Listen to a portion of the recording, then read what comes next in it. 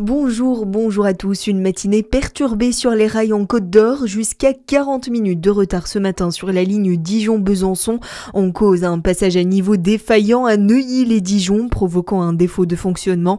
Les perturbations ont touché les TER, mais aussi plusieurs TGV au départ de Dijon, notamment ceux à destination de Paris. La SNCF annonce un retour progressif à la normale. Une région modèle pour le tri des déchets, avec 90 kilos triés par habitant. La Bourgogne-Franche-Comté monte sur le podium des meilleures régions de France. Citeo souligne plusieurs leviers. À Dijon, le tri est simplifié et les déchets acceptés sont plus nombreux. L'IA est aussi utilisée dans l'Yonne et la Haute-Saône pour contrôler les bacs. En Saône-et-Loire, des ambassadeurs du tri ont rencontré des milliers de foyers. Donnez votre avis sur le futur crématorium. Une enquête publique est ouverte jusqu'au 1er décembre pour la création du crématorium de Monceau en Saône-et-Loire. Les habitants peuvent consulter le dossier en mairie ou en ligne et laisser leurs avis et propositions. Le commissaire enquêteur recueillera des contributions avant de rédiger son rapport. La construction du crématorium durera 2 ans avec une concession de 34 ans.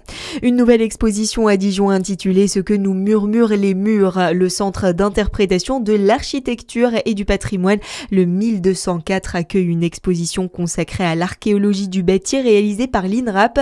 Les archéologues étudient les traces laissées par nos ancêtres dans l'architecture, des traces révélées à Dijon grâce aux dernières fouilles archéologiques.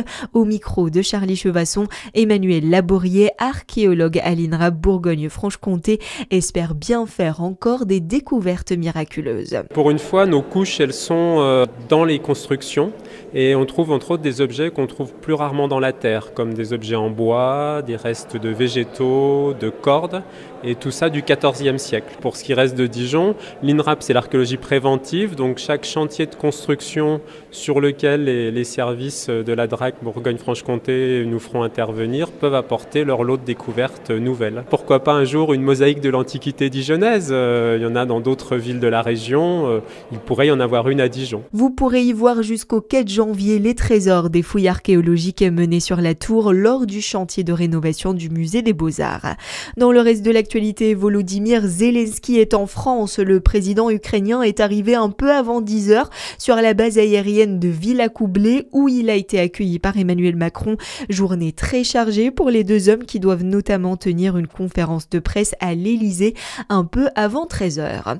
Et puis en tennis, Carlos Alcaraz passera les fêtes en tant que numéro 1 mondial. Pas de changement au haut du classement ce matin malgré la défaite de l'Espagnol hier en 2-7 face à Yannick Sinner en finale du Master de Turin. À suivre votre météo sur Fréquence Plus.